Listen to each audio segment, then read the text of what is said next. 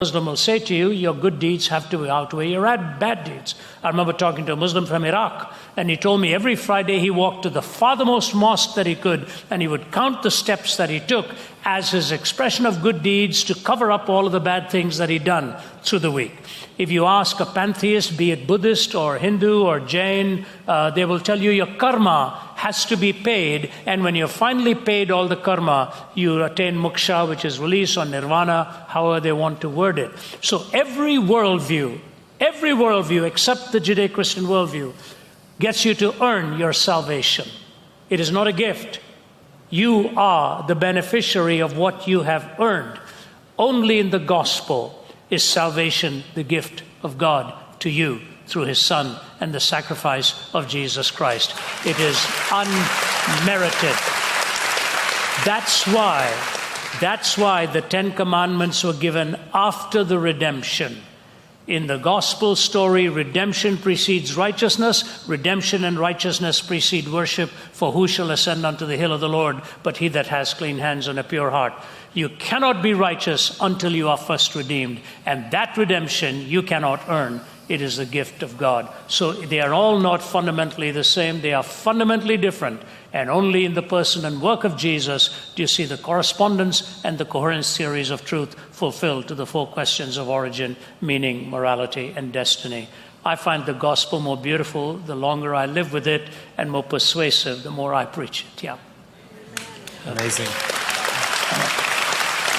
We're getting some questions, guys, and so you're all the way down the road, both of you, to faith, to Jesus, to the gospel, to salvation. But aren't these ideas, reflecting on a few of the questions, archaic in a way? Like, aren't we evolving in our scientific thought to the point where belief in God is obsolete? This is a question that I particularly love speaking to, because there is such an assumption of that science has disproved God. We used to need God to explain rainbows and rain and these sorts of things, but now we have naturalistic explanations of these, and so we don't need God anymore. So much to say here, but I really don't think that could be further from the truth. When you start to look into it, actually, the two perhaps most significant scientific discoveries of the last century both point strongly to the existence of God. So first you have the fact that the universe has a beginning, that at one point it didn't exist, and then at another point it did exist. What explains that change? And what would the cause of that change have to be like? Well, it would have to be outside of space and time, because it would have created space and time. And to create all of this, it would have to be highly powerful, highly intelligent, highly creative. So we're led by that scientific fact to posit something which is highly intelligent, highly powerful, highly creative, and outside of space and time. And I find it hard to think of something better for that than God. And this is a new scientific discovery, but it's not a new claim within the Christian worldview. You go right back to the beginning of your Bible. In the beginning, God created the heavens and the earth. And then a second scientific fact, this one really just forming around a consensus in the last 35 or 40 years, the fine-tuning of the universe. Scientists have come to a consensus, not just Christians, scientists in general, that the fundamental parameters of the universe needed to be finely tuned on a razor's edge in order for life to be possible. Not just life as we know it, not just life on the planet Earth, but any form of life anywhere in the universe. One Cambridge astronomer, he likens the chances of this happening just based on chance to a tornado blowing through a junkyard and just by chance producing a perfect Boeing 747 airplane. An Oxford physicist, he says that the percentage difference that you could have while still maintaining the possibility of life is 1 part in 10 to the power of 10, raised in turn again to the power of 123. If I were to try to write out that percentage for you, I couldn't. Because even if I turned all of the matter in the universe into paper, I still wouldn't have nearly enough paper to write the number of zeros that you would need. Now, interestingly, I saw an interview with Richard Dawkins, and he said that it's an interesting hypothesis whether or not we have been seeded here by other intelligent life forms somewhere else in the universe or in a different universe. And I found that incredible for him to say that. To think that actually, even Richard Dawkins can see the marks of design in the universe. It's not actually that he's against intelligent design. He just has a specific bias against divine design. And then just one final thought.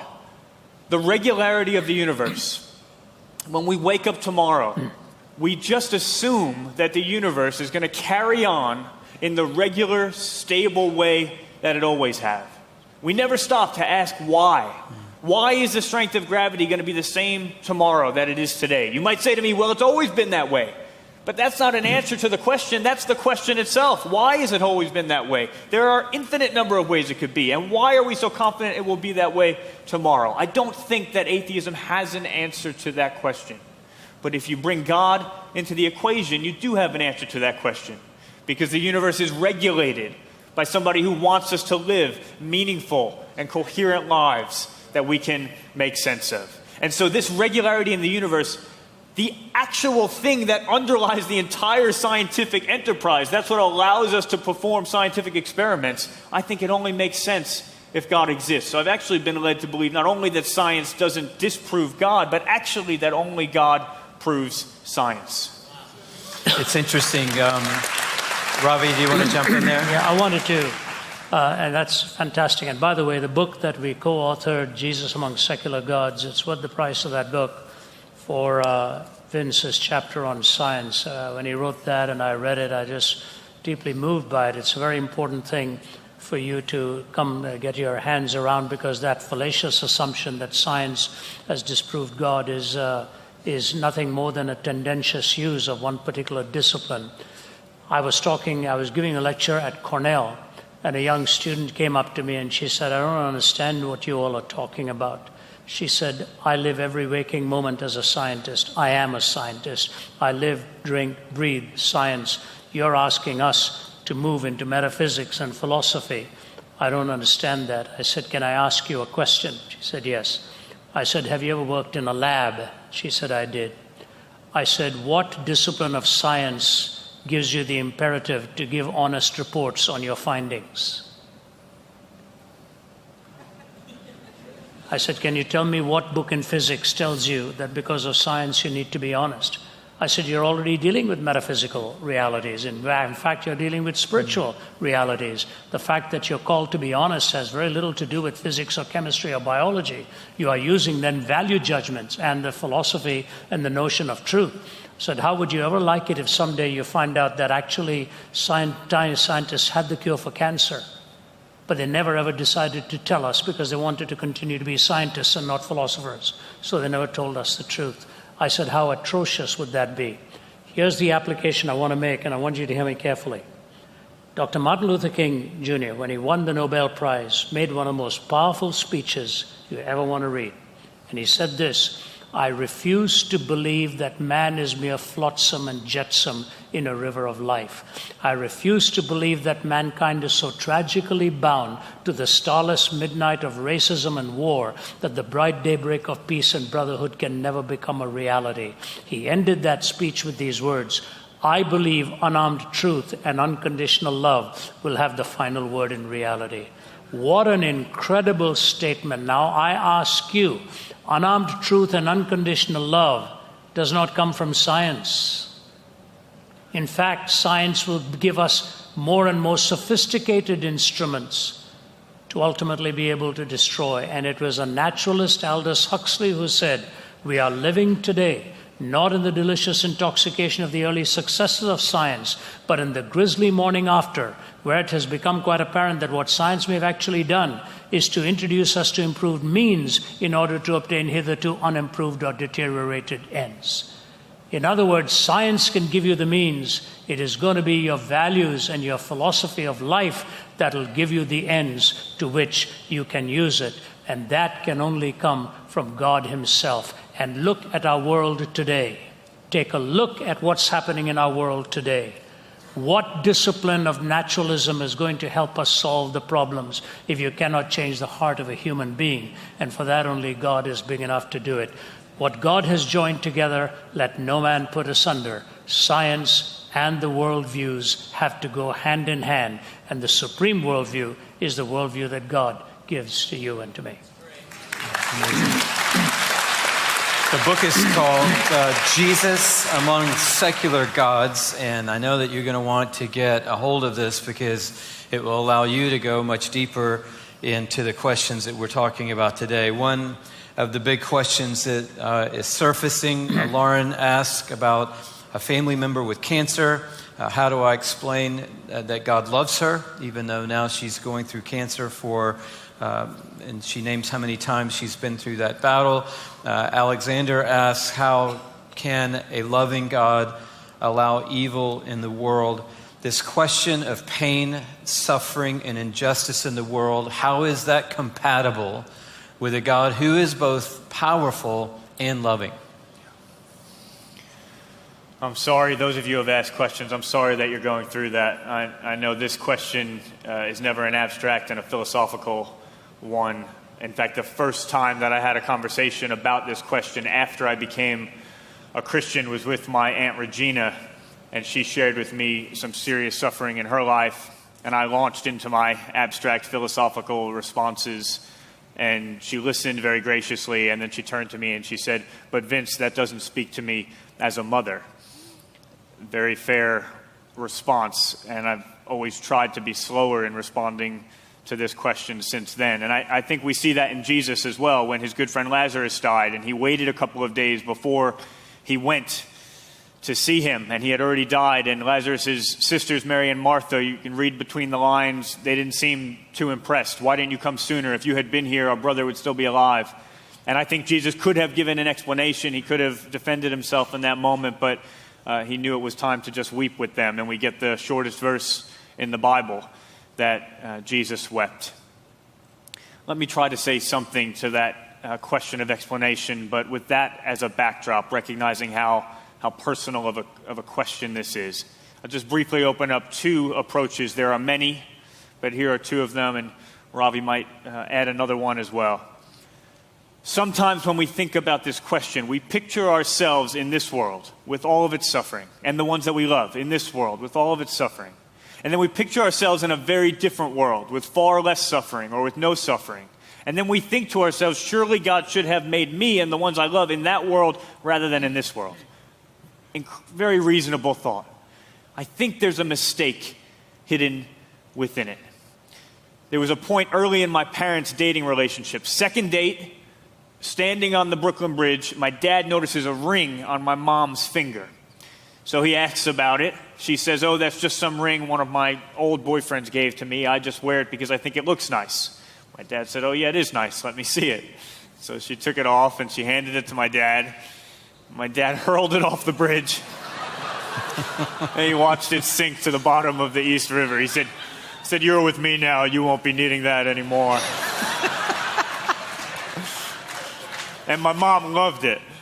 I think that was the clinching moment for them.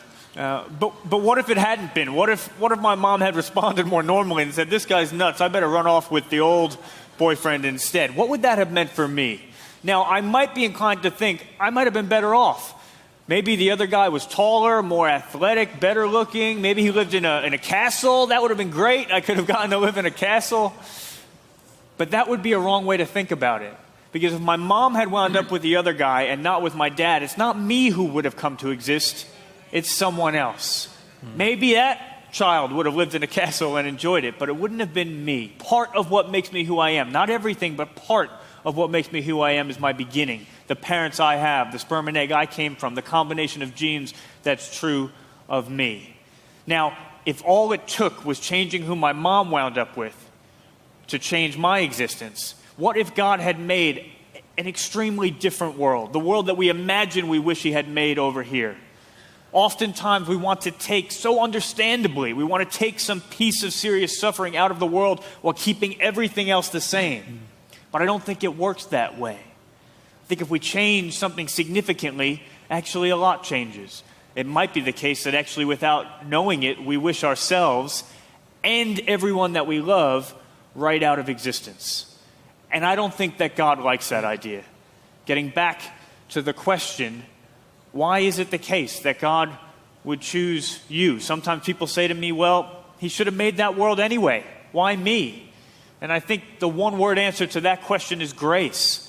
Yes, God could have made beings who were more impressive than me, who maybe would have suffered less than me as well, and you, and the people we love. But I think he just found himself with love for us. I think he just looked down like a parent at a newborn child and just said, I see you, created in my image, and I love you, and I desire to bring you into existence and to call you into a relationship with myself. Even if that means living in a broken world initially, that's not the end I have for you ultimately. One final story, another approach. I was 6 years old now. I'm out on my neighbor's front lawn and I'm playing football. I'm getting knocked around pretty good by some older kids. I start crying. I go running home to my mom who's on the front porch and I'm yelling, I'm not tough enough, I'm not tough enough. So what does my mom do?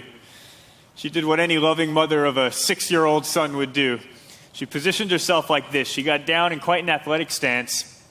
She hung her nose out in the air. She looked at me lovingly and she said, punch me in the nose. You are tough enough. Punch me in the nose. It's the beginning of my boxing career. And I looked at her like she was crazy, and she was. But I don't know what sort of psychological state I must have been in, but I did. I actually reared back. I gave my mom a straight right hand to the nose, and to my astonishment and to her astonishment, blood actually began to come out of my mom's nose and trickle down her face. Then came the most memorable, gorgeous image from my childhood. Through this blood came the most dazzling, just radiant, joyful smile. And my mom said, now get back out there. And she sent me back out into that game, and she went inside to get cleaned up. Now, you might not know what to make of that story. Understandably so.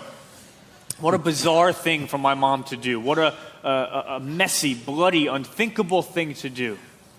And yet I also think, in at least one sense, what an extravagant display of love. My mom brought me into this world, and she knew when she did that there would be serious suffering in my life, just as there is in every person's life at one point or another. That didn't make her evil. And here's the important question, why not? Because when my eyes filled with tears, she didn't run from that, she didn't stay far away, but she bent down into my suffering with me, even though that meant suffering at the hands of her own child. And that for me is a picture of Jesus on the cross, where God did something unthinkable and messy and bloody, where he did not stay far away, but he stepped down into our suffering with us, even though that meant suffering at the hands of those that he had created. And that's why I believe that I can trust him even in the face of suffering.